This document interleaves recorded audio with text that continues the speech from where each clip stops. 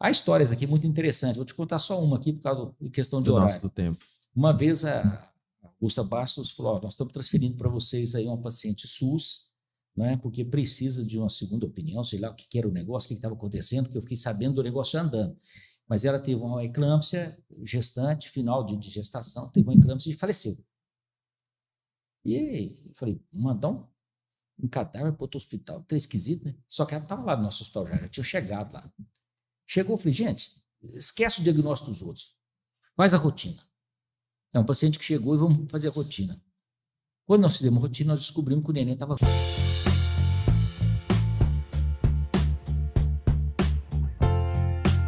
Está no ar, podcast Mais Verdade e Vida. Olá, sejam todos bem-vindos para mais uma edição do podcast Mais Verdade e Vida. Hoje eu estou aqui com uma pessoa muito especial, um homem usado por Deus na saúde, na vida espiritual, como pai, como esposo. Nós temos muito para aprender com ele e queremos realmente que essa entrevista, esse podcast venha somar na sua vida.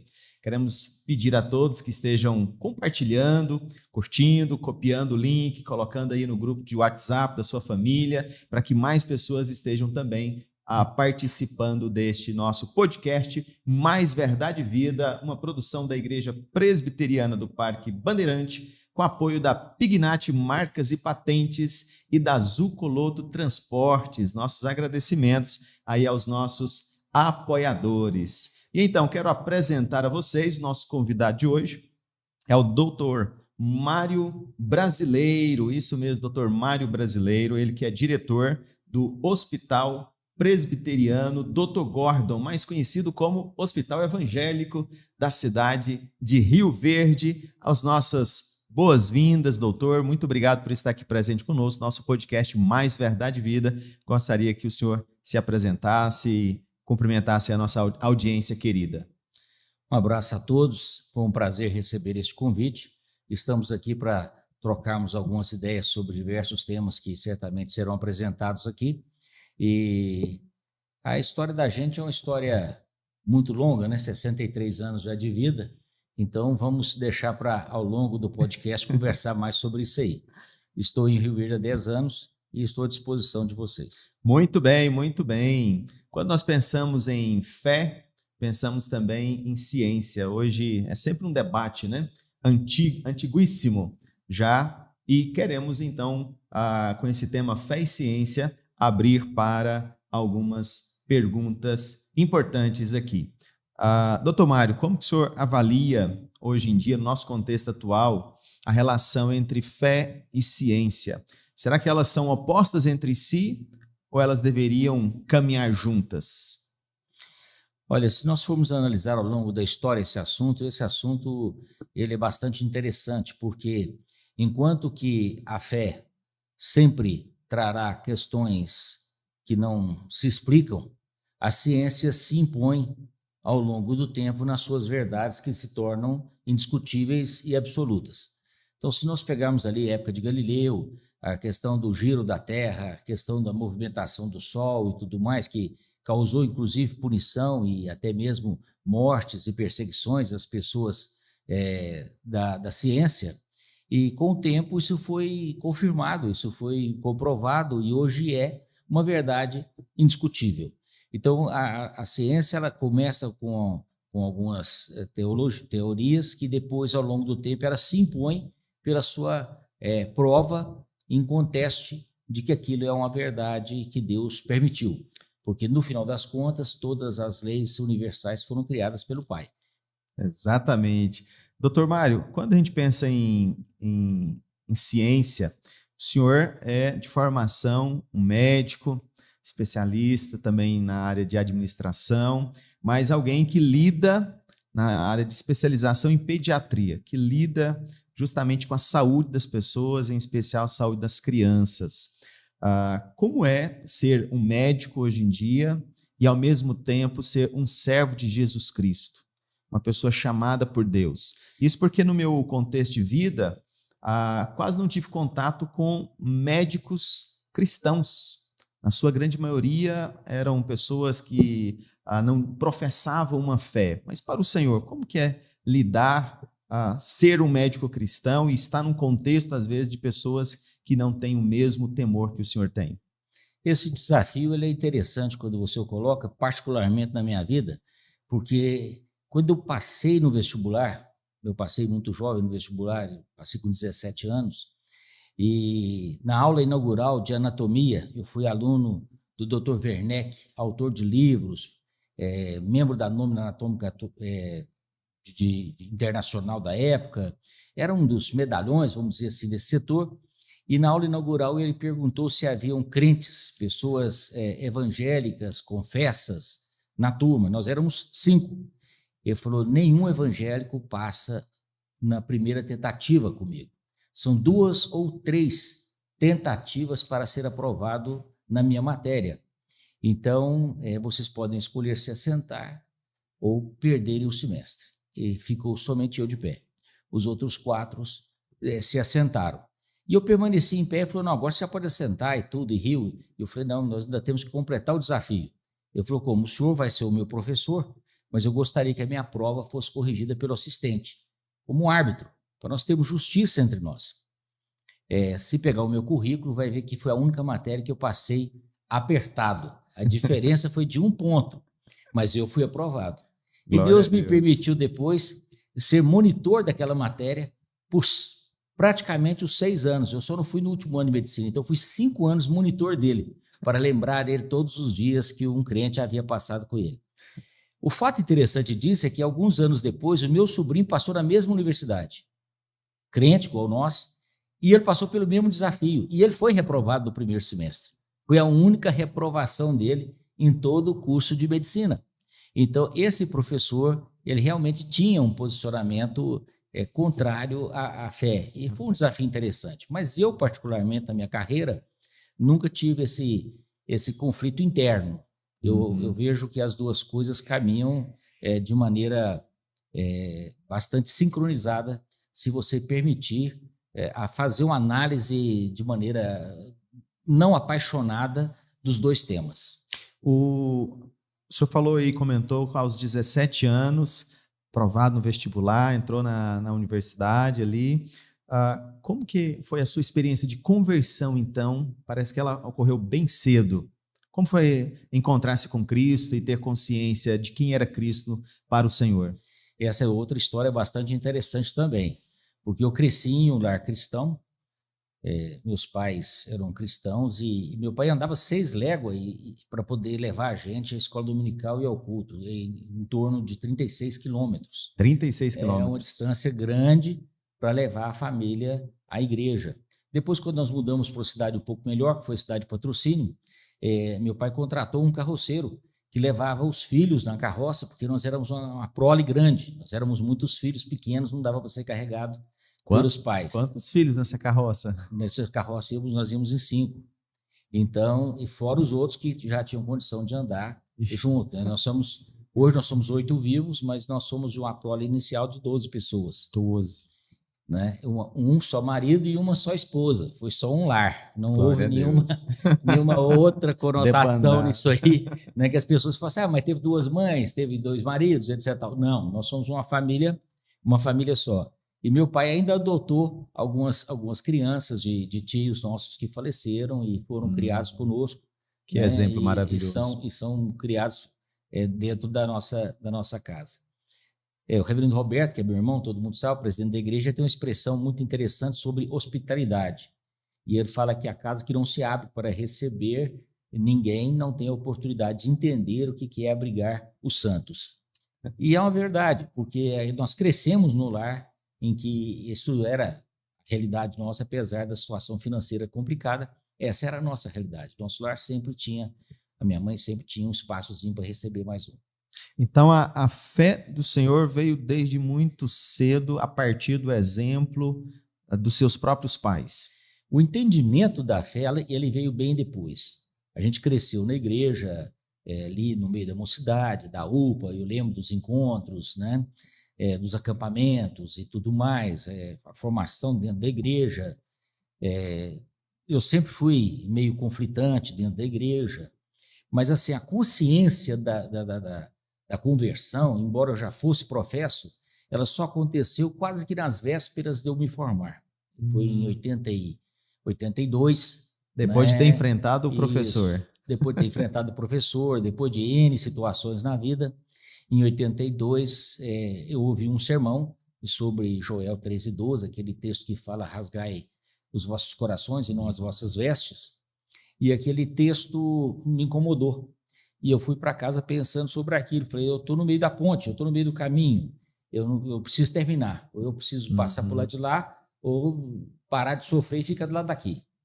E aí, naquele momento, o Espírito Santo fez a obra dele na gente, a gente compreendeu que Deus sempre esteve do nosso lado, sempre esteve nos cuidando. Então, a gente teve essa noção, essa percepção da ação de Deus na nossa vida naquela data, e dali para frente a mudança foi muito importante no sentido da vida particular e do envolvimento com a causa. Muito bom, muito bom. Compartilhe esse vídeo, esteja aí divulgando, vale a pena. Temos aí um entrevistado, uma pessoa queridíssima aqui da cidade de Rio Verde, com um destaque tão grande no Hospital Presbiteriano Dr. Gordon, e nós queremos que você realmente seja abençoado através dessa história, desse testemunho de vida. O senhor comentou aí que Reverendo Roberto Brasileiro, presidente da Igreja Presbiteriana do Brasil, ele é seu irmão mais velho? 9 anos de diferença. 9 anos de diferença. Roberto é 9 anos mais velho que eu. Hoje, olhando para trás, qual exemplo que o senhor destacaria a influência dele na sua vida, como irmão mais velho, como um pastor, como também uma pessoa personalíssima na família, que destacou realmente na sua vida? Um exemplo assim para nós. Eu posso dizer assim, como grande exemplo assim, de segmento foi o reverendo Roberto. Eu fui presbítero da igreja dele por 26 anos. Né? Eu deixei de ser presbítero para poder vir para cá, para mudar para cá. No restante da minha vida espiritual inteira, eu estive ao lado dele como presbítero da igreja dele. Então, eu acompanhei as suas reuniões, eu vi os desafios que a igreja enfrenta, e eles foram levados à nossa mesa por diversas circunstâncias, por diversos momentos, e nós tivemos que tomar decisões ali extremamente difíceis, às vezes, baseadas exclusivamente na fé, muitas vezes. E eu pude ver o exemplo de um homem que vive realmente aquilo que ele prega. Reverendo Roberto, além de ser o presidente da Igreja Presbiteriana do Brasil, ele pastoreia a Igreja Presbiteriana do bairro Constantino, na cidade de Patrocínio. Desde 1983, quando ela foi fundada. Nossa, que bênção. Ele é o único pastor da igreja em toda a sua história. Teve um períodozinho, uma lacunazinha, em que ele afastou por causa dos problemas do IBEL, e um outro pastor ocupou, acho que 1 ou 2 anos, que foi o reverendo Saulo, ficou 2 anos na igreja como presidente da igreja. Mas fora esse períodozinho curto, o reverendo Roberto é o pastor da igreja em toda a sua história. O senhor comentou aí que foi presbítero ali naquela igreja por 26 anos. Isso. Uma longa jornada. Qual conselho o senhor daria para presbíteros que estão começando agora, aqueles que querem servir na obra do Senhor Jesus, estão e talvez no seu primeiro mandato? Nós temos aqui na Igreja Presbiteriana do Parque Bandeirante alguns irmãos que estão no primeiro mandato, né? Nós temos hoje 8 presbíteros e 6 deles já estão aí no seu primeiro mandato. E qual conselho o senhor daria para esses líderes que estão querendo servir ao Senhor? O conselho que eu recebi quando eu fui eleito pela primeira vez. Tinha um presbítero antigo, chamava João Silva, que estava já no conselho, havia vindo do conselho da igreja-mãe e se tornou presbítero ali na nossa igreja. Eu não fui presbítero imediatamente quando eu cheguei, porque meu irmão e meu cunhado eram do conselho. Mais um virava uma igreja de família mesmo ali, quase que literal, e complicava a administração. Então a gente optou por não candidatar e deixar outra pessoa pegar a vaga. Quando meu irmão, por uma questão de saúde, o Paulo, se afastou, aí a gente entrou como presbítero em sequência a ele e permaneceu esses 26 anos. Mas quando eu entrei, esse presbítero que estava lá, que é um mecânico da Volkswagen, e ele sentou comigo do meu lado, assim, na primeira reunião, e falou assim: meu irmão, sei que você conhece Bíblia e doutrina, talvez mais do que qualquer um aqui nessa sala, mas talvez você não conheça ainda o amor cristão. E nós vamos te ensinar a amar. Você vai ser menos legalista e um pouco mais amoroso. E isso realmente foi a grande lição que eu aprendi. O domínio que a gente obtém sobre a palavra, sobre a doutrina, sobre o entendimento da palavra de Deus, na sua aplicação prática do dia a dia, ela tem que se transformar em misericórdia e em amor. Quando você não consegue fazer isso, alguma coisa está errada. Porque Deus não nos amou porque nós mudamos, nós nos tornamos pessoas boas ou nós merecemos alguma coisa. Ele nos amou na situação de mais profundo abandono e pecado. Então, se você não consegue fazer isso, você não entendeu o caráter de Deus. O presbítero, na minha opinião, ele é o reflexo vivo do caráter de Deus. Ele tem que buscar fazer isso ao longo da sua carreira. Se ele não conseguir, vai ser diácono, vai ser zelador da igreja, vai ser conselheiro da SAF, ajudante dos moços. Tem trabalho demais, tem trabalho à vontade. Às vezes a pessoa é um grande pregador, um grande erudito da palavra, mas na prática ele não consegue entender essa questão do ato de misericórdia. Um dos grandes desafios que a gente enfrenta na liderança da igreja é quando você discute a misericórdia. É quando você discute essa mão estendida de Deus para o pecador, para o sofredor, para a pessoa que teve uma vida menos favorecida. Parece que a igreja não entende isso. Eles acham que se não houver conversão, se não houver pregação, então não houve sentido naquilo. Só que Deus não pensou isso quando ele agiu pela humanidade. Ele mandou o Filho por todos.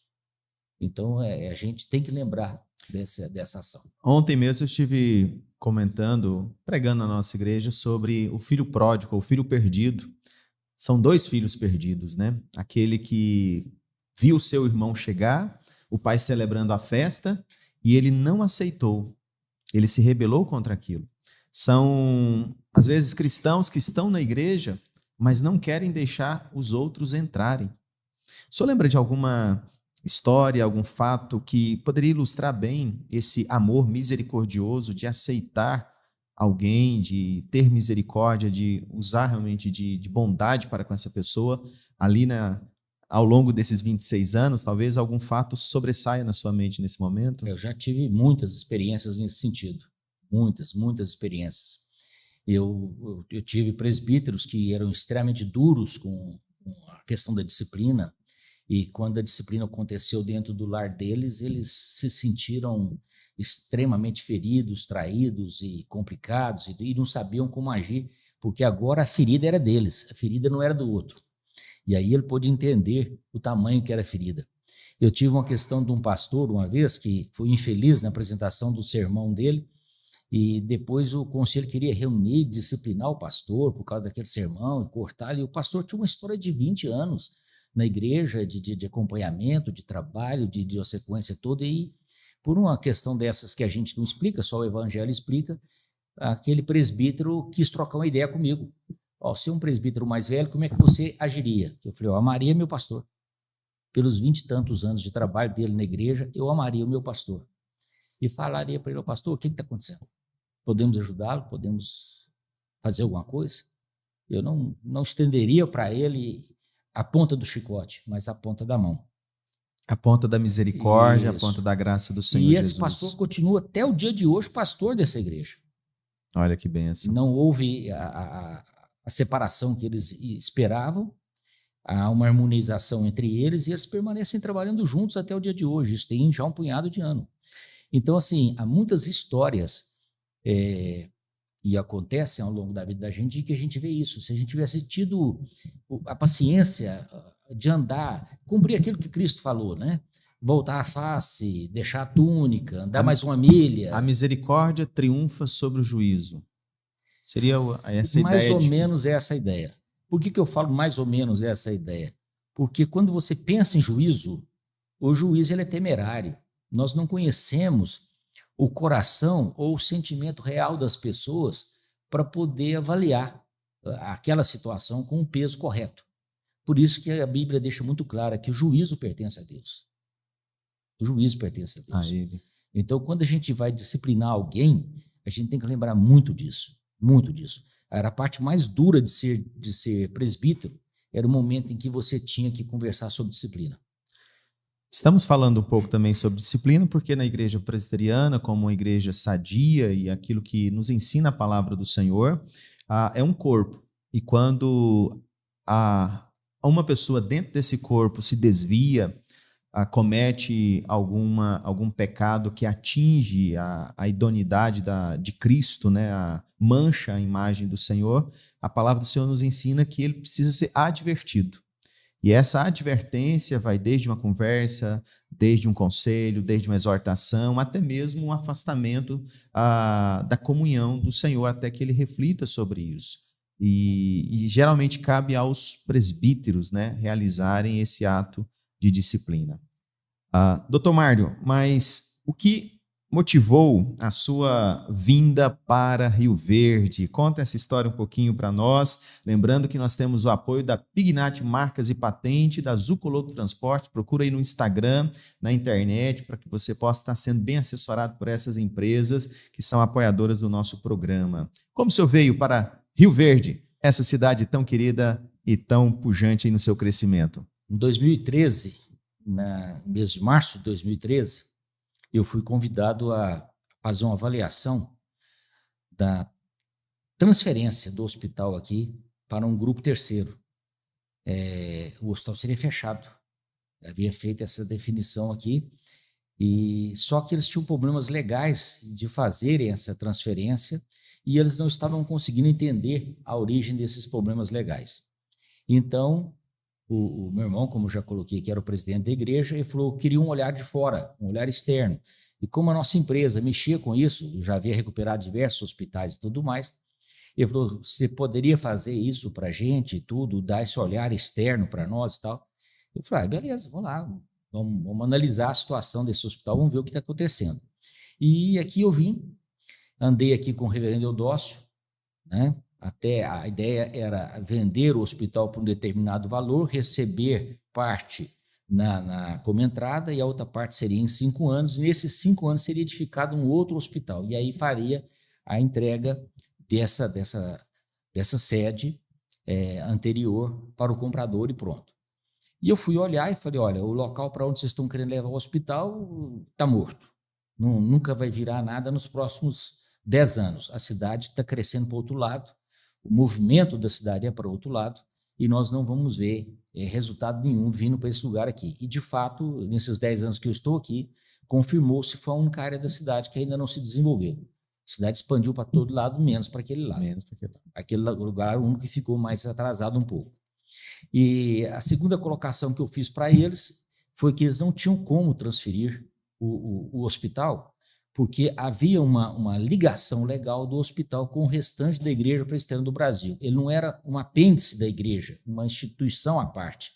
Pelo contrário, ele fazia parte integrante de todas as igrejas do Brasil. Por um erro estatutário ou por um acerto estatutário, só Deus explica essas coisas, ele não tinha como ser vendido.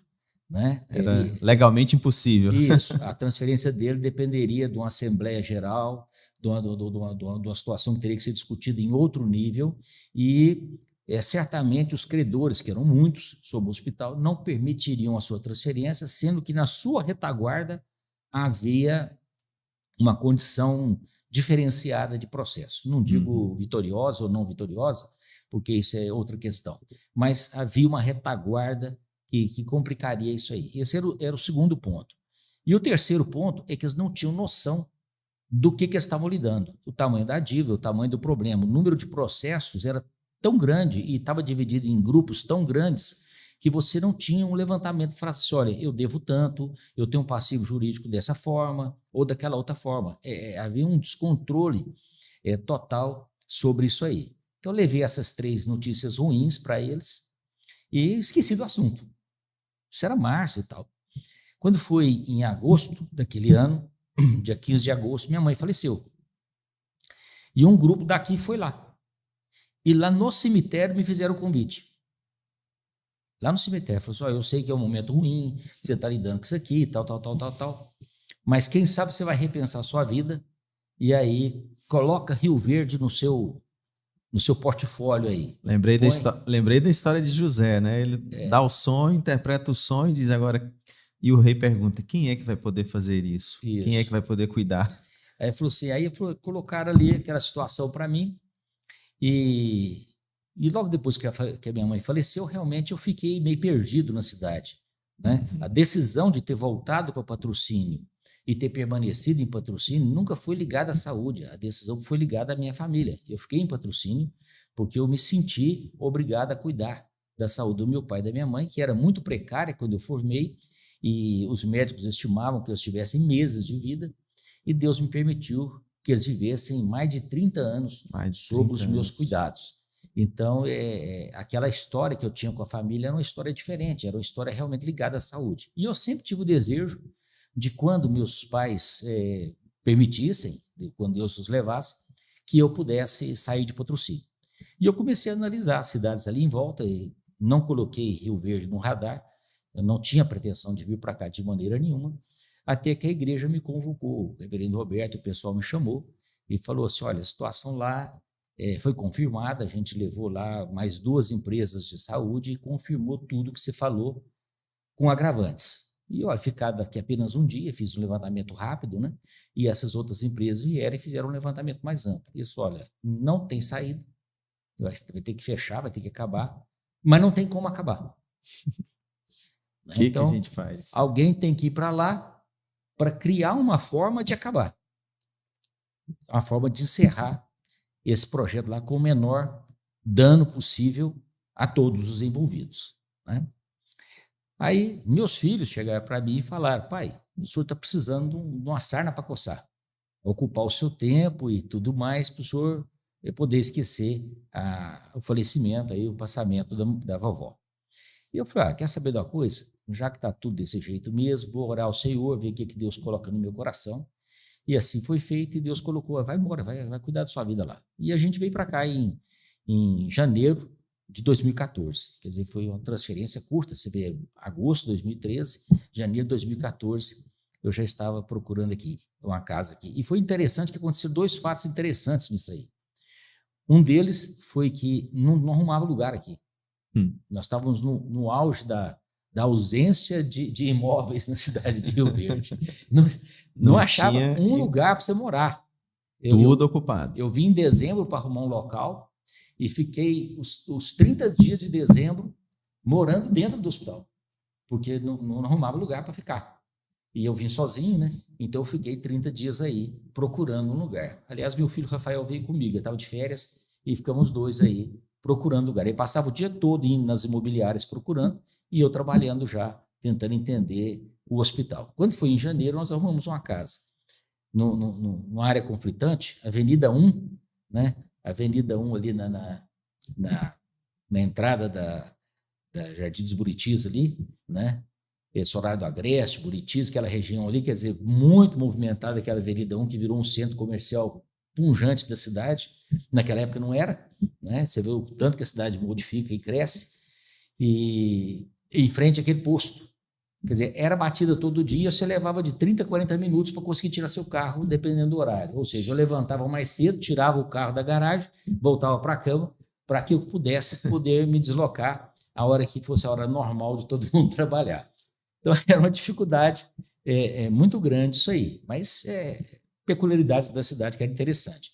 E o outro fato interessante, quer dizer, foi um outro desafio que a gente teve, quando eu estava vindo para cá, inexplicavelmente, nós sofremos um acidente, perda total do carro, e foi um trem mais besta da face da terra, uma coisa assim, uma garoazinha, o carro se descontrolou inexplicavelmente, era um lugar reto, plano, não tinha muita explicação, e lá acoplanou a 80 por hora e bateu de uma maneira... assim, a 80 por hora. Bateu de uma maneira tão impensada que foi um negócio assim interessante. E por causa de 5 quilômetros, o seguro me obrigou a voltar para trás. Mais 5 quilômetros eu terminava de fazer a minha viagem. Por causa dos 5 quilômetros eu tive que voltar. Quando nós chegamos em casa, que nós descemos, eu pensei assim, minha esposa vai subir e falar, não, vamos repensar nossa vida? Isso é um sinal de Deus para não ir para esse lugar. Né? E enquanto eu tirava as malas de dentro do táxi que nos levou, ela pegou e falou assim, só põe no outro carro. Eu falei, mas como é que é?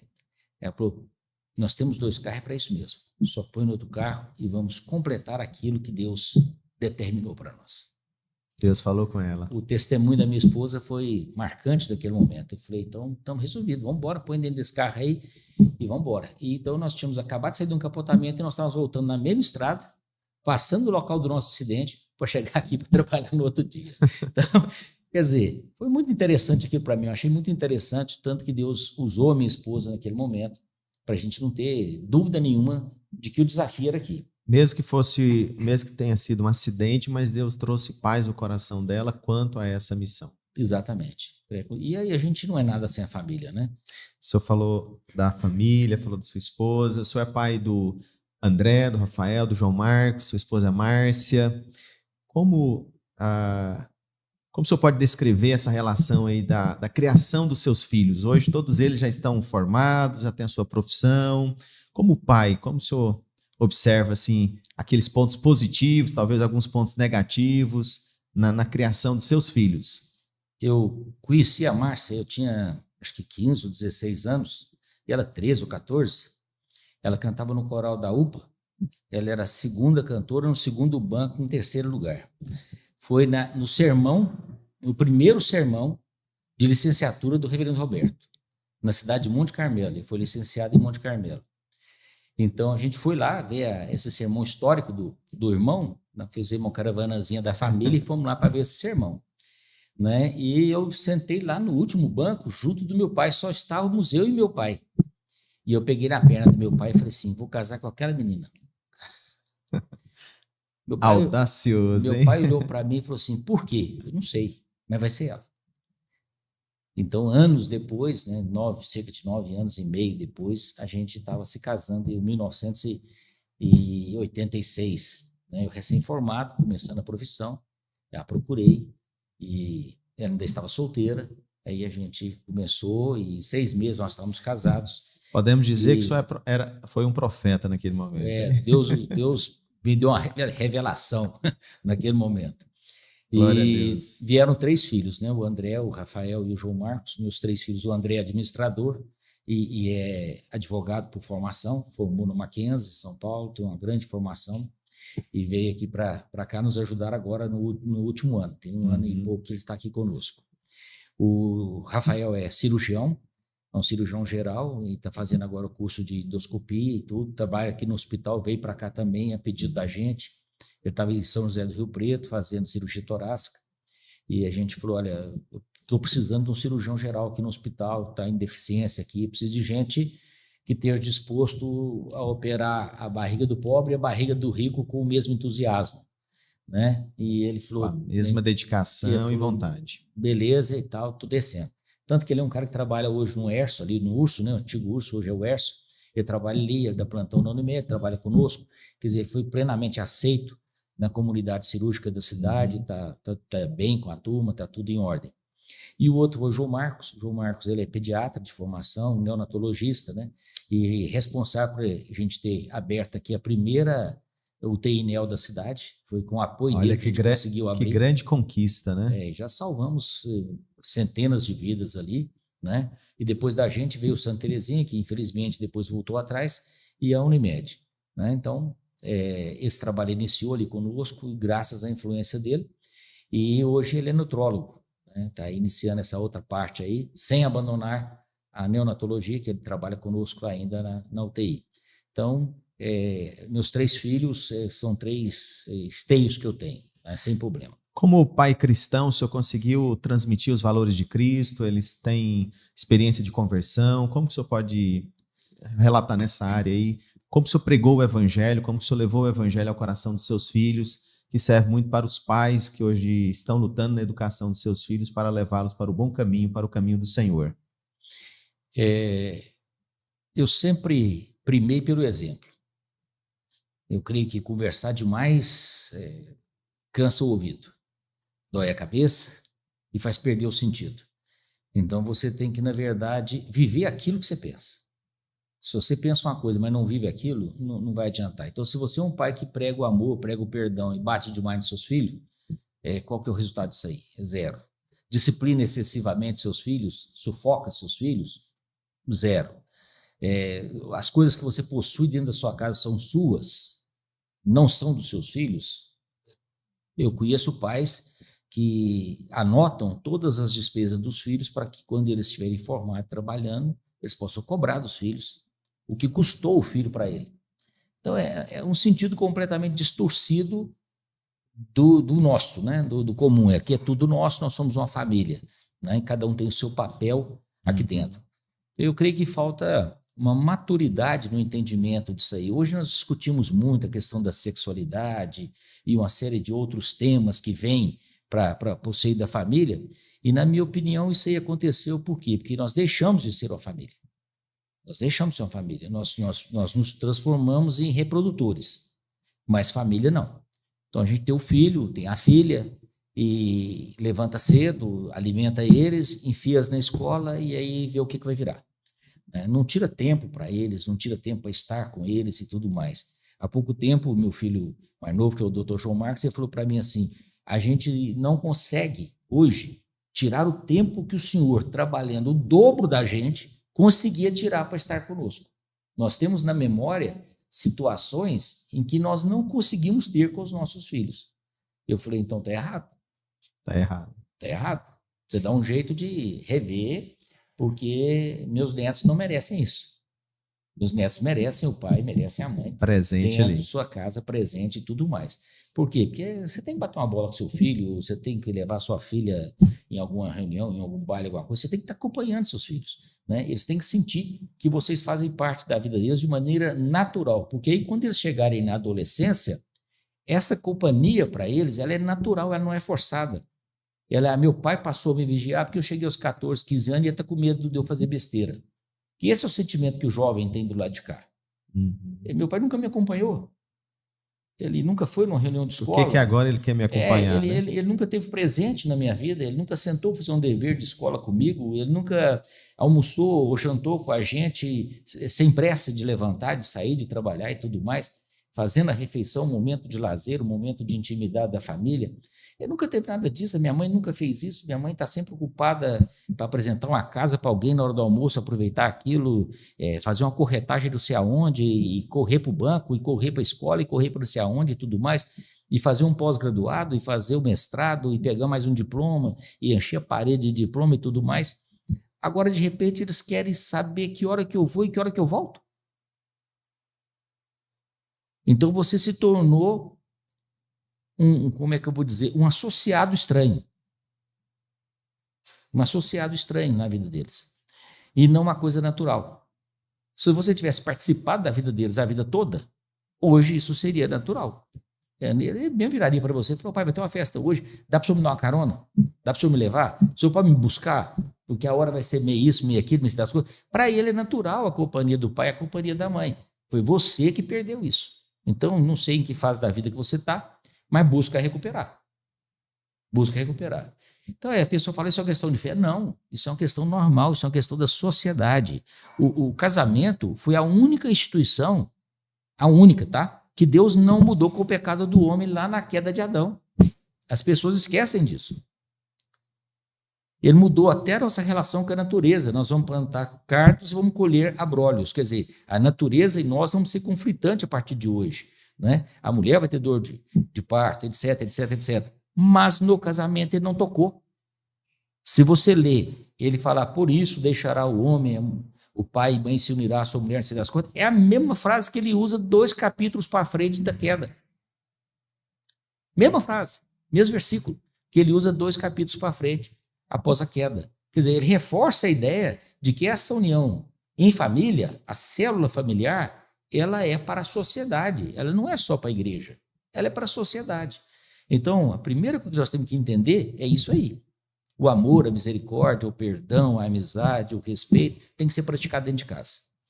Tem que ser praticado dentro de casa. Aí a segunda coisa, entra essa questão do exemplo. Quer dizer, você não vai conseguir ensinar fidelidade para o seu filho se você não é fiel à igreja. Né? Se você não busca estar na igreja aos domingos, se você não busca participar dos trabalhos, se quando alguém toca no assunto de igreja, você é um crítico feroz, em vez de ser um apoiador, né? Fala, até não concordo muito com as ideias, mas sem sombra de dúvida, aquilo ajuda alguém, então eu vou participar, né?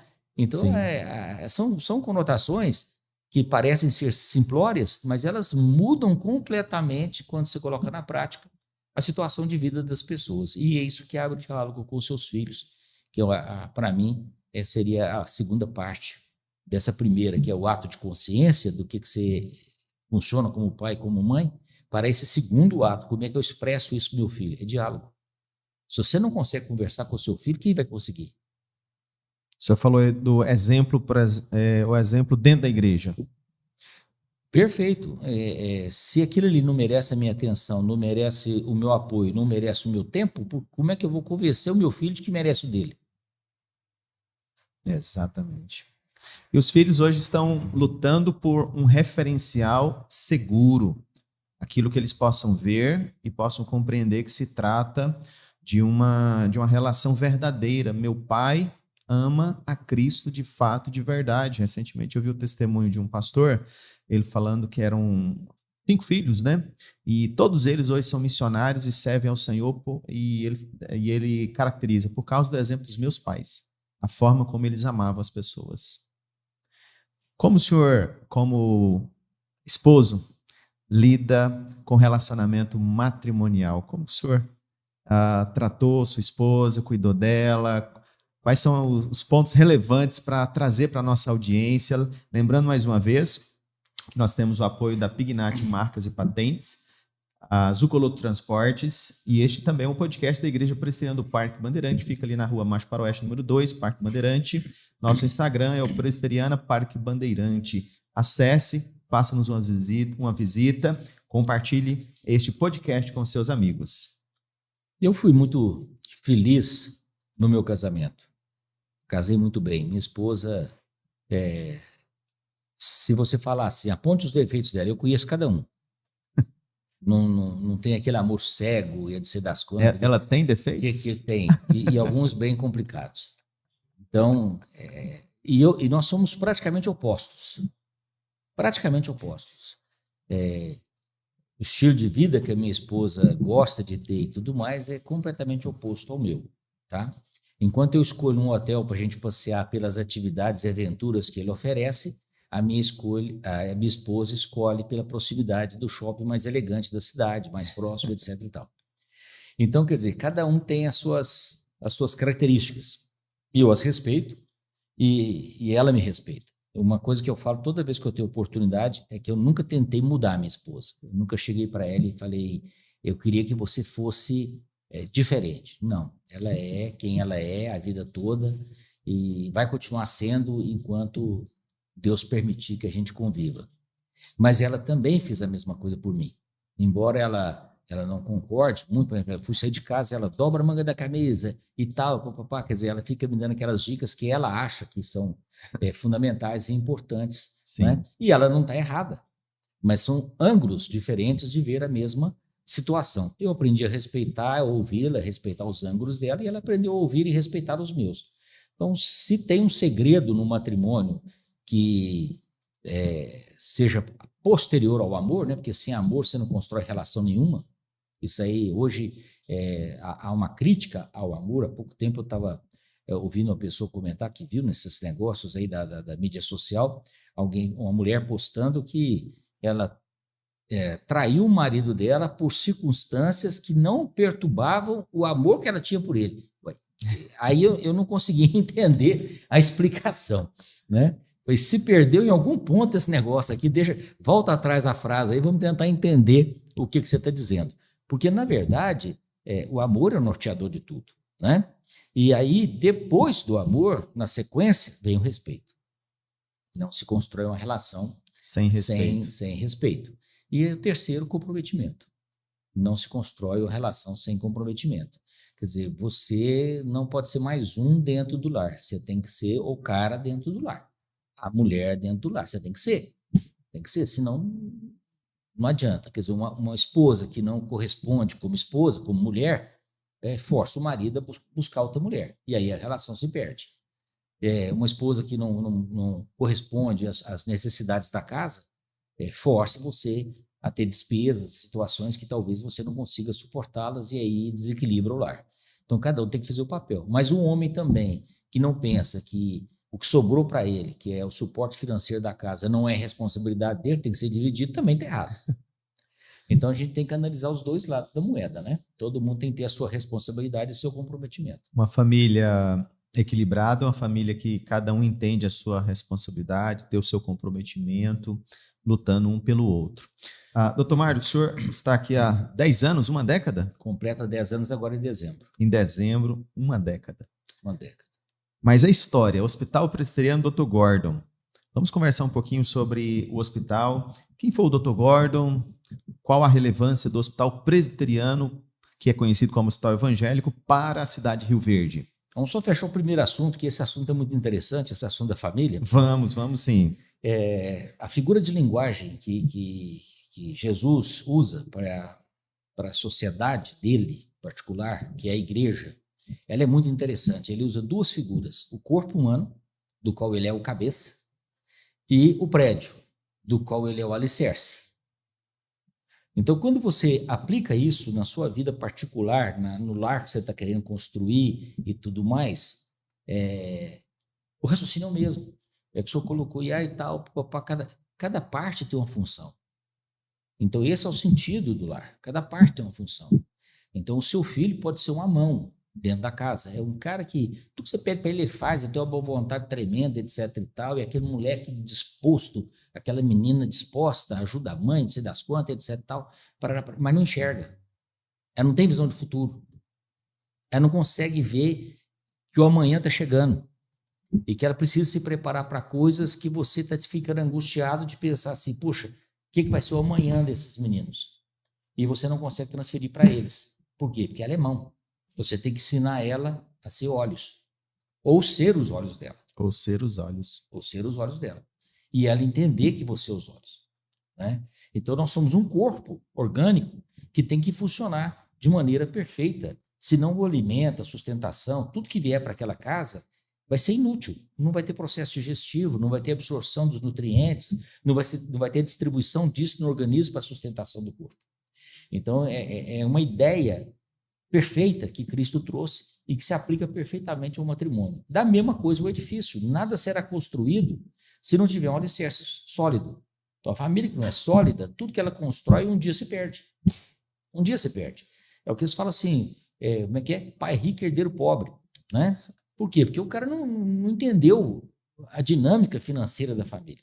Não teve essa ideia do alicerce e do que você construiu em cima dele. Então, a gente tem que pensar isso aí. A solidez da família, ela se reflete naquilo que ela constrói. E eu costumo dizer que Deus estabelece o primeiro discipulado dentro da própria família. Os pais discipulando seus filhos. Porque um é mão, outro é pé, mas os pais têm que ensiná-los a serem mais do que isso. Ensina o caminho que seu filho deve andar e ainda quando for grande não se desviará dele. É a realidade da Bíblia. Aquilo que a palavra do Senhor com sabedoria traz para nós, para que nós possamos construir uma família, que seja uma sociedade, que seja uma igreja sempre presente. Então, aí, remontando agora e fazendo a ligação com o que o senhor perguntou, que a história é uma só. Voltando à história, né? A história é uma só, é a ação de Deus ao longo da história com o mesmo objetivo. Né? O Dr. Gordon foi um médico americano, formou em Harvard, na época que Harvard era a melhor escola de medicina do mundo. E é até hoje. Então, é Harvard. Ele formou e foi um aluno brilhante. Quando ele saiu da escola, como ele foi um aluno brilhante, ele era o primeiro da turma dele, ele tinha diversos convites para permanecer nos Estados Unidos com salários que hoje seriam em torno aí de $1,5 milhão a $2 milhões ano. Ou seja, é uma carreira brilhante.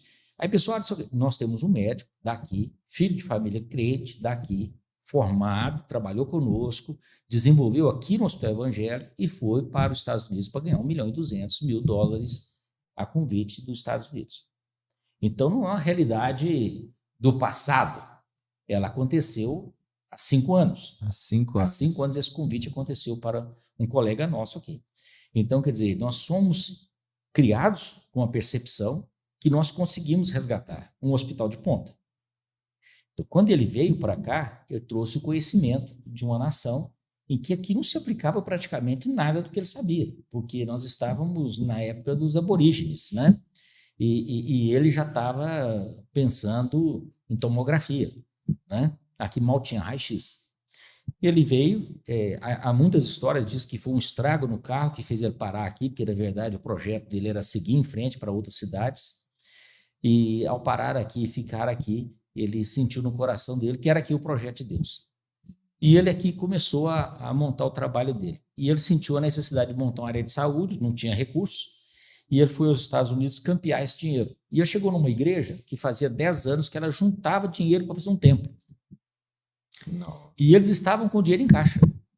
A reunião era para decidir a planta do templo. E ele chegou com uma proposta para eles. Me ajudem lá. Construir um hospital. A fazer alguma coisa, iniciar alguma coisa lá nesse rincão abandonado. Na época parece que aqui tinha 5.000 habitantes. E ele apresentou, e Deus tocou no coração daquelas pessoas, e todo o dinheiro arrecadado veio para cá. Olha que bem. Eles não deram uma parte, eles deram tudo. Tudo. Compraram aqui uma fortuna tão grande que ainda há restos dela, 80 anos, 86 anos depois, nós ainda temos restos dela. Aquele terreno ali no início do Parque Betel, ali da Coronel Vaiano, foi adquirido por eles. Ainda daquela época? Daquela época. Não foi adquirido depois por uma gestão do hospital, de boa administração e tudo mais. Não. Pelo contrário. Eles vieram comendo o produto daquela doação a vida inteira. Vai expandir uma área. Vende o Canaã. O Canaã era da igreja. Era do hospital. Vende o Canaã e constrói. Vai comprar não sei o que aparelho. Vai vende mais tantos lotes e compra e tudo. Nunca houve aquela preocupação de uma gestão, como é que a gente faria hoje contabilmente dizendo, né? Com EBITDA ou lagida, depende da linguagem aí, positivo. Quer dizer, uma operação saudável. Não se preocupava com a operação, porque o patrimônio era tão grande que ele tampava os buracos. Quando esse patrimônio começou a acabar, é que o problema começou a surgir, porque aí necessitou-se de bons gestores, e não havia essa colocação, não estava sendo posta da maneira correta, né? E aí começou o hospital, então, a mostrar as suas deficiências, e chegou no momento em que a gente veio para cá. No momento em que não tinha patrimônio e já tinha um endividamento muito acima do que podia valer o restinho que sobrou. Doutor Mário, nós falamos um pouco a respeito da história do hospital, a história do Dr. Gordon, que o senhor veio para cá para sanar uma dificuldade muito grande, mas qual a sua avaliação depois desses 9 anos, já quase 10 anos? Foi positiva? Conseguiu ajustar as contas? Como que está atualmente a condição do Hospital Presbiteriano aqui na cidade? Essa pergunta me foi feita em março de 2014 pela Assembleia da Igreja. O que nós podemos esperar lá? Eu falei para eles assim, eu vou fazer 3 compromissos com vocês e vocês vão fazer um compromisso comigo. Primeiro compromisso, eu vou dar transparência ao hospital. Nenhuma pessoa da igreja, de presbítero, diácono, pastor, que suscitar qualquer dúvida sobre o hospital vai ficar sem resposta. Ele vai chegar lá e vai falar assim, não, minha dúvida é para onde foi esses R$ 35,45 pago tal dia em tal lugar assim assim. Nós vamos rastrear e mostrar para ele. Todo o dinheiro vai entrar por uma única porta e todo o dinheiro vai sair por uma única porta, de tal forma que a transparência seja absoluta. Então, isso é uma coisa que eu vou implantar lá. Não sei se eu levo 6 meses, se eu levo 1 ano, mas eu vou implantar lá. Vocês vão ter a tão sonhada transparência do hospital. Segundo compromisso que eu tenho com vocês, nós vamos buscar uma operação saudável. Nós vamos trazer o equilíbrio financeiro da operação hospitalar. Esse é um compromisso que eu tenho com vocês, né? Fazer o hospital ser autossuficiente. Terceira coisa que eu me comprometo com vocês, resgatar a fé. Eu não admito trabalhar numa instituição que seja da igreja e que vai se comportar de uma maneira que seja comprometedora para os princípios da igreja. Então, nossos funcionários vão ser bem tratados, eu não vou responder processo por trabalho escravo, por desobediência civil ou por qualquer outro tipo de coisa. Nós vamos trabalhar de maneira séria, equânime, vamos trazer respeito a todo mundo, vamos procurar trazer dignidade, né, no serviço e no resultado para todo mundo. E eu sei que eu tenho uma situação precaríssima, eu estou com um hospital de guerra. Cuidado com os pacientes. Isso. Não pode ter 2 refeições no hospital, a refeição dos particulares e a refeição dos pacientes SUS. Não pode ter 2 medicamentos, o medicamento que você usa no particular e o medicamento que você usa no SUS. Não pode ter 2 linhas de médico, o médico que se preocupa com o particular e o médico que se preocupa com o SUS. Nós não podemos ter isso, nós temos que resgatar o princípio cristão da igualdade, da idoneidade, da moralidade e etc. Então, esses são os 3 compromissos que eu tenho com vocês. Qual que é o de vocês para comigo? Quando eu conseguir, porque eu não sei quanto tempo isso vai levar, equalizar o tamanho da dívida, eu já adianto para vocês que ela é impossível de ser paga pela instituição.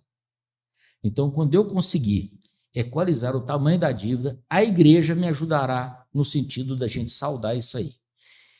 Se a dívida for tão grande que não justifique manter o projeto, é uma decisão da igreja, não é meu. Mas vocês não vão poder tomar essa decisão dizendo que vocês estão encerrando um hospital deficitário, ou que vocês estão encerrando um hospital sem transparência, ou um hospital que finge cumprir os objetivos dele e não cumpre. Essa desculpa eu vou tirar de vocês. Esse vai ser um trabalho que eu vou fazer. Quando foi final de dezembro de 2019, eu fui à Assembleia. Falei, hoje eu vim trazer a resposta daquele dia. Então, hoje nós temos um hospital absolutamente transparente.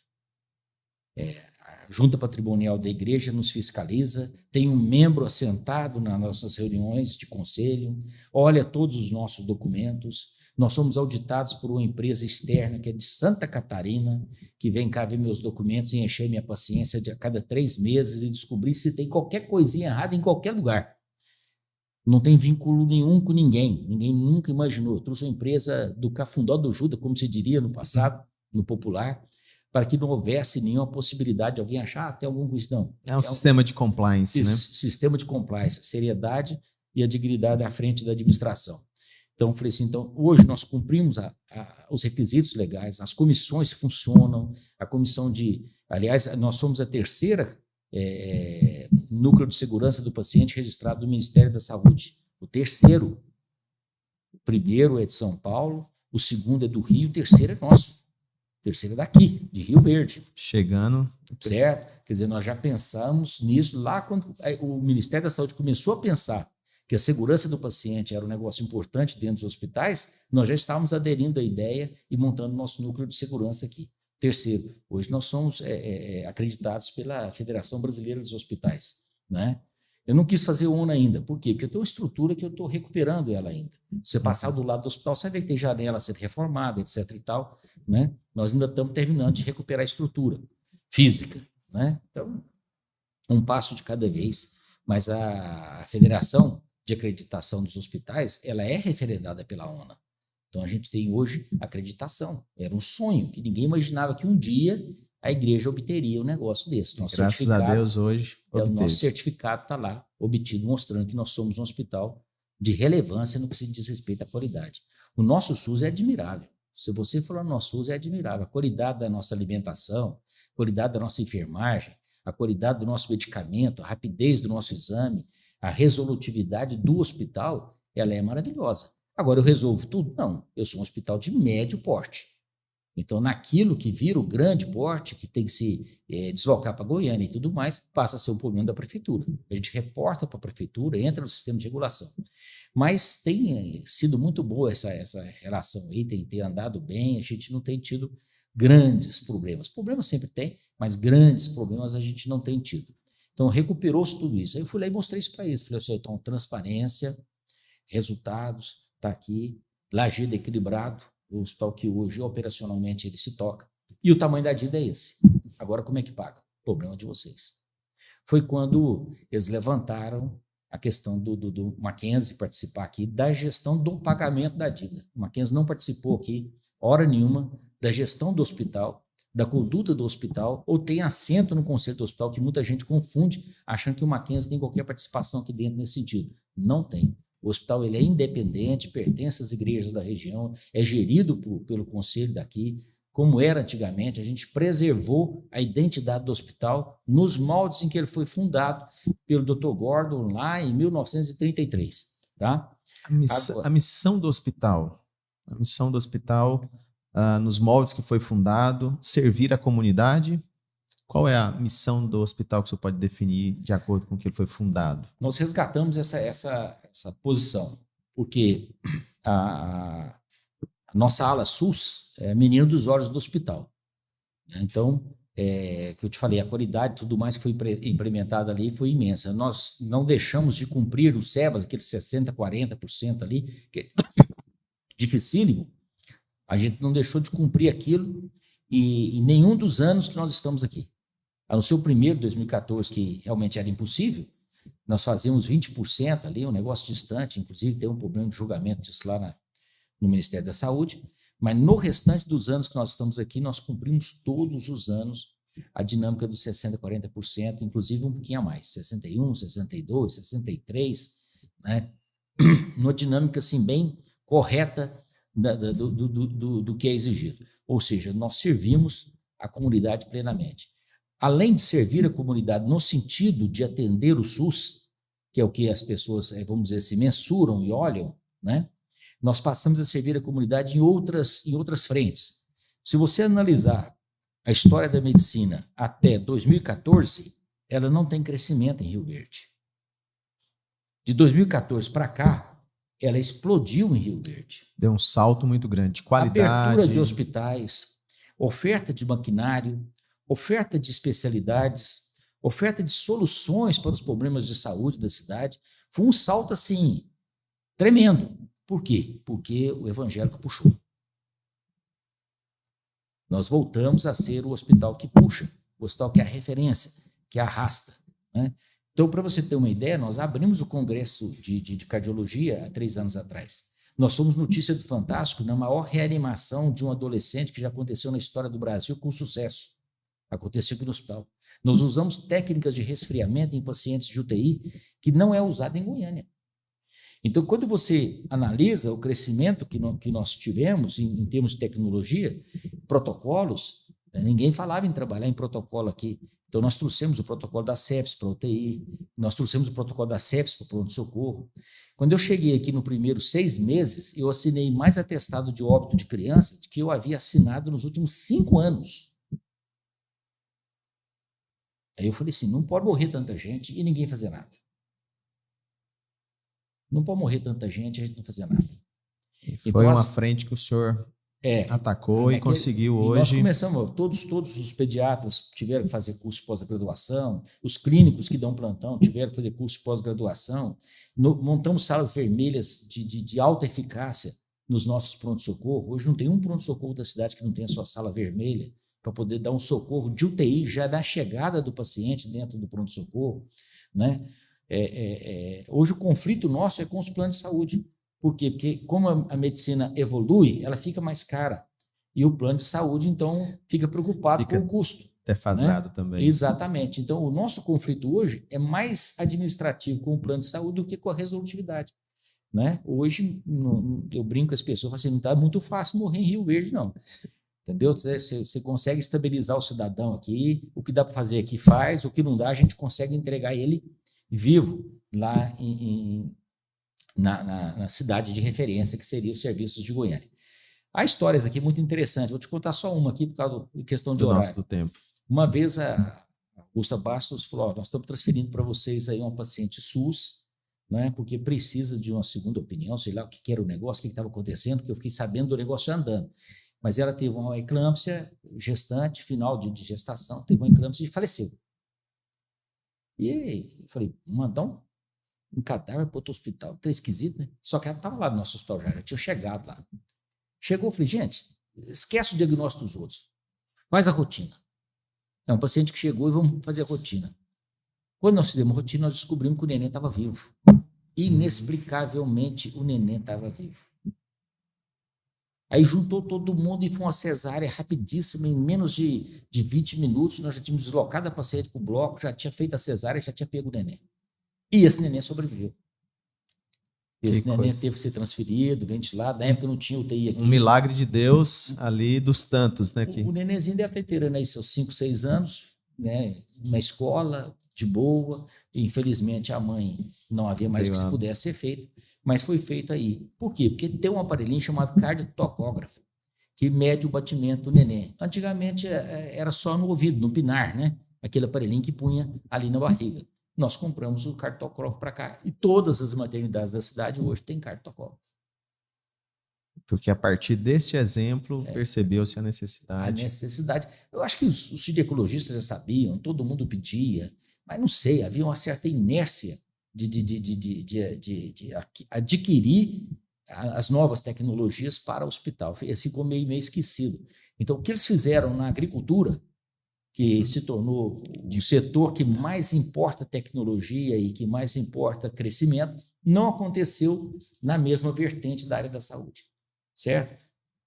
Exceto depois que nós passamos a trazer essa modalidade, porque os colegas que saíram dali saíram influenciados e foram para outros serviços e tudo mais. Nós trouxemos só no primeiro ano 14 pediatras novos para a cidade, uma política de trazer profissionais, porque a cidade fechada, eu brinco, é igualzinho o cara que tem a loja da esquina. Ele acha que o shopping vai quebrar a loja dele. Miga para dentro do shopping, vai ter mais 12 lojas vendendo com você, atraindo cliente da região inteira, você vai vender muito mais. Exatamente. É outra perspectiva. É outra perspectiva que faltava trazer. Doutor Mário, nós estamos chegando ao final deste podcast. Nós queremos, para finalizar, perguntar a respeito das comemorações para o 86º aniversário, 86 anos aí do Hospital Presbiteriano Dr. Gordon. Lembrando que nós temos o apoio da Zupolo Transporte, da Pignat Marcas e Patentes, e convidamos você para compartilhar esse podcast. Doutor Mário, como estão as comemorações agora para o mês de setembro, 86 anos? Vai ser a primeira comemoração em que eu não vou estar presente aqui em toda ela, nesses 10 anos aí. Infelizmente, a igreja precisou do trabalho da gente em Curitiba e em Dourados, né, por causa do resultado. Só está com mais 2 frentes de atuação administrativa em hospitais em Curitiba e Dourados. Então, na primeira semana, que vai ser dia 5, nossas comemorações são na terça-feira, ali todo mundo sabe que é o dia que a nossa capela funciona, né? Nós vamos ter um culto especial na terça-feira e vamos ter o bolo de aniversário. Então, está convidado aí quem quiser nos prestigiar. Excelente. Vereadores aí, autoridades, pessoas da cidade, cidadão comum, todo mundo está convidado a ir lá comer um pedacinho do nosso bolo. Estaremos lá. Vai ser na terça-feira, dia 5, né? Então, vocês estão convidados a ir lá comer esse bolo com a gente. Vai ter o culto, após o culto, e o nosso culto ele é padronizado, o senhor já pregou lá, o senhor sabe, né? Nós falamos para todo pregador, você tem de 15 a 20 minutos, não me trata de pregar aqui meia hora, 1 hora, que nós temos serviço para tocar, remédio para fornecer, não dá para parar o hospital tempo maior que esse. E nós vamos ter, então, o bolo. Todas as terças-feiras terão cultos especiais, com músicas especiais, com pregadores especiais, no decorrer do mês de setembro. Então, você está convidado, você da comunidade aí, se entrar no nosso site lá, vai ver a programação com o nome do pregador e tudo mais. Vamos colocar na nossa tela também, o pessoal já deve ter visto aí ou está vendo agora. Doutor Mário, será... E tem a corrida, né? Isso, eu ia perguntar justamente a respeito. É a primeira maratona oficial do estado de Goiás? Nós estamos no calendário oficial do estado de Goiás. Então, de Rio Verde é a primeira maratona registrada lá, né? Quando nós começamos a fazer a corrida aqui, já existiam outras corridas na cidade e é bom a gente ver que o esporte realmente é uma bandeira da cidade, né? A bandeira da saúde também, né? Bandeira da saúde e tudo. E nós queríamos gerar um evento que não fosse estritamente da saúde, mas tivesse uma ligação com a saúde e nos permitisse inserir, de certa forma, na comunidade. Então eu brinquei, vamos criar a corrida do povo de Rio Verde, mas vamos criar uma corrida digna do povo de Rio Verde. E o povo de Rio Verde não gosta de qualquer coisa. O povo aqui gosta de coisa, assim, sabe, reconhecida, oficial, dinâmica e tal. Com premiações. O pessoal aqui é um pessoal diferente, sabe? O pessoal gosta de uma competição saudável. Então, nós iniciamos uma corrida que deu certo, que pegou, e aí eu falei, agora já que essa corrida deu certo, vamos oficializar a nossa corrida. Para esse ano, o objetivo era a gente estar no calendário do Estado, a gente conseguiu. Para o ano que vem, é estarmos no calendário da Federação. Então, nós temos que fazer uma boa corrida, todo mundo benção. aí participar de maneira correta, né? E Doutor a gente Mário, poder fazer isso. E como que a maratona, a corrida em si, ela influencia a família, né? Eu falo experiência própria.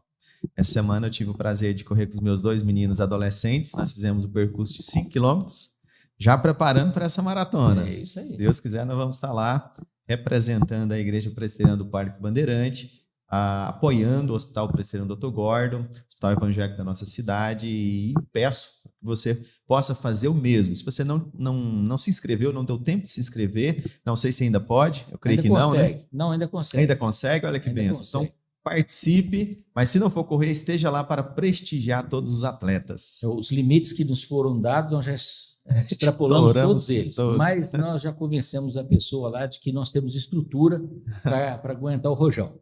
Então, nós vamos fazer aí mais algumas inscrições, né? E houve um fato interessante, tem um atleta, se eu não me engano, ele é daqui, mas eu acho que ele ficou em segundo o ano passado, perdeu para um rapaz de Quirinópolis.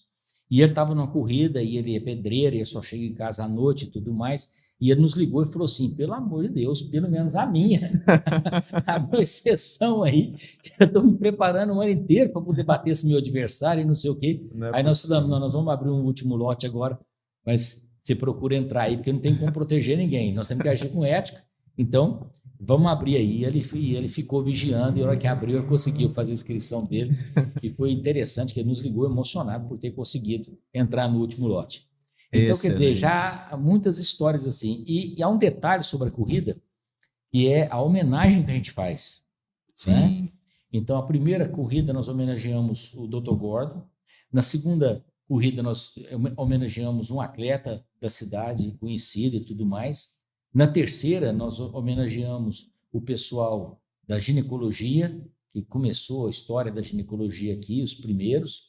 Na quarta, nós homenageamos um grupo de vôlei que tinha na escola de enfermagem, e aí a escola de enfermagem que deu início também aqui, a formatura de enfermagem e tudo mais aqui. E nessa, agora, nós estamos homenageando um médico que o nome dele está numa medalha que é concedida pela Câmara da cidade àqueles que se destacam em servir a comunidade de Rio Verde. Quer dizer, o reconhecimento desse profissional, Dr. Marques, ele é tremendo, ele é tremendo pela sociedade. Então, nós estamos simplesmente referendando ele lá como sendo prata da casa. Né? Que ele homenagem ao Dr. Marques, lembra o sobrenome? Marques é a assinatura dele, é José Marques. José Marques. E a medalha tem o nome dele. Nosso abraço a todos os familiares. Eu estive lá também no culto que estava fazendo, né, essa homenagem, esse momento especial. Conhecemos ali alguns familiares. Doutor Mário, sua palavra final, os agradecimentos. Quero dizer que eu, como pastor da igreja, fico muito feliz de recebê-lo aqui. Nosso agradecimento, profundo agradecimento. Gostaríamos de ouvir suas palavras finais de agradecimento também. Quiser dar algum recado, o microfone é do senhor. Nós temos aqui vários grupos de atletas que correm, pessoas que fazem essa prática aí. E um desses grupos, uma das professoras desse grupo, um dia conversando comigo, ela falou assim, enquanto eu der conta, eu vou correr todas. Porque eu falei assim, eu sei que você gosta, sua escola é grande, etc e tal, você cresceu muito, papapá. Ela falou, não, eu quero colecionar a história da cidade. Porque ela entendeu essa questão das homenagens, da sequência das homenagens, construindo em cada medalha a história. Quer dizer, ela quer ter lá, colocado na parede dela, a história da cidade, escrita nas medalhas. Nas medalhas. Né? Então, é muito gostoso você, ao chegar ao final dos seus 10 anos de trabalho, e falar assim, a gente conseguiu atingir os objetivos. Então, evidentemente que a primeira palavra que você tem que ter no seu coração é gratidão.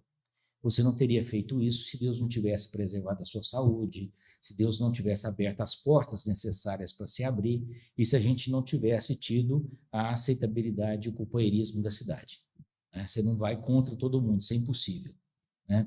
Então, a gente tem buscado essa proximidade que a comunidade tem se aproximado da gente, foi muito interessante. A nossa relação com a vigilância sanitária, por exemplo, que era extremamente tumultuosa no início, porque havia muito projeto em aberto, muita legislação não cumprida, né?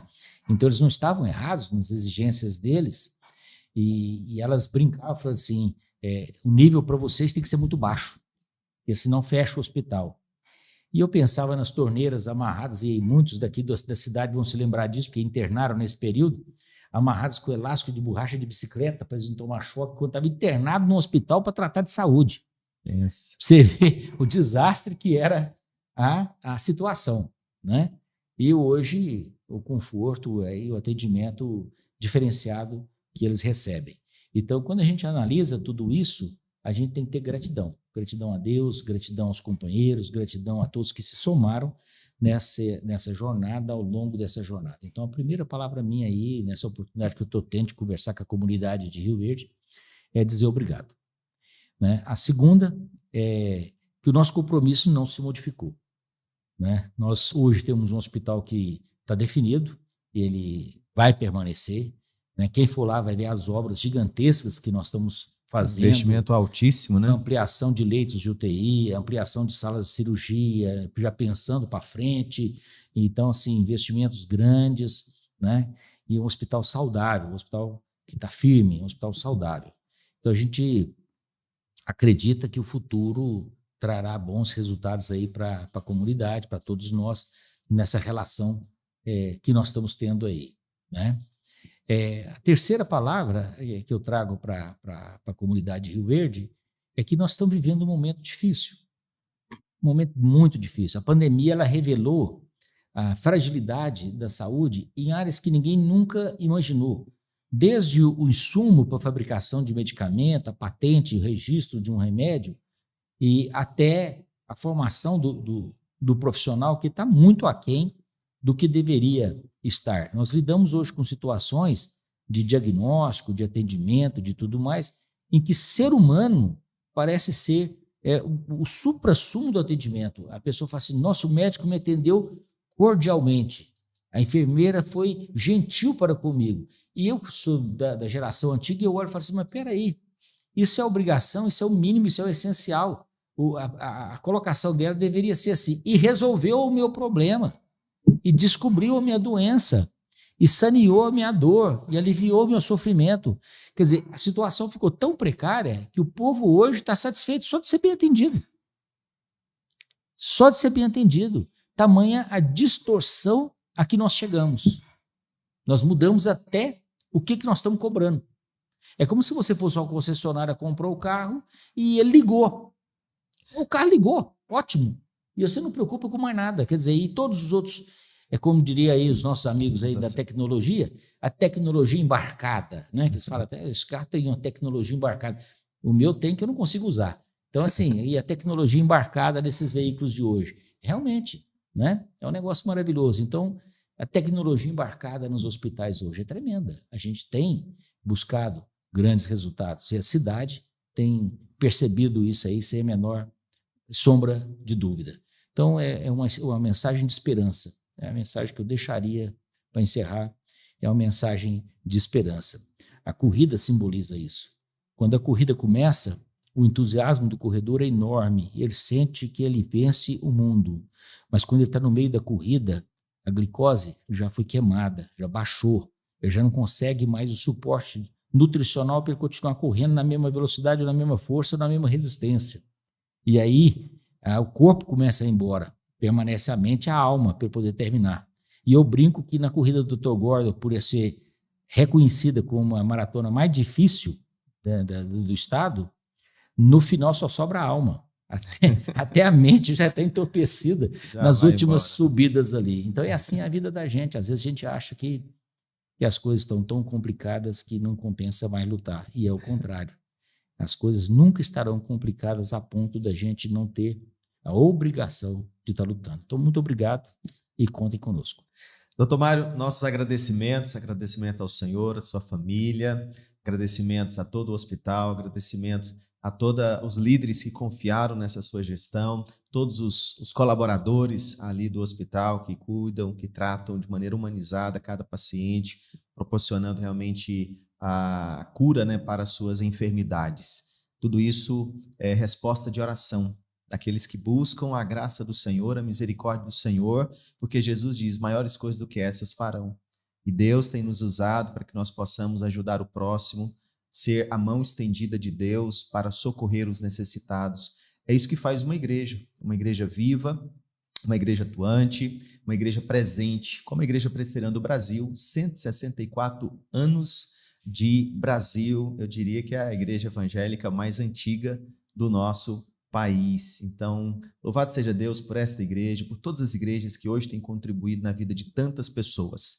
Compartilhe este podcast, Deus abençoe muito a sua vida e esperamos vê-lo nos próximos, em nome de Jesus. Muito obrigado.